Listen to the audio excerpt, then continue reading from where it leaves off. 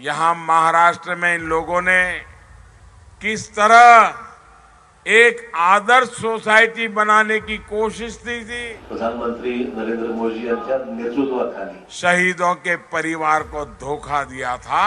त्यांची ती स्फूर्ती घेऊन त्यांची प्रेरणा घेऊन या देशामध्ये राज्यामध्ये चांगलं काम करता आलं पाहिजे। घोटाला किसने किया? शंकरराव चव्हाणांना इतके वेळा मंत्री बनवलं, मुख्यमंत्री बनवलं। असलेले आमचे संबंध राजकारणाच्या पलीकडे जाऊन सुद्धा आम्ही सर्वांनी एक दुसऱ्याला साथ दिलेली आहे। चॉकलेट वाटण्याची फॅक्टरी झाली।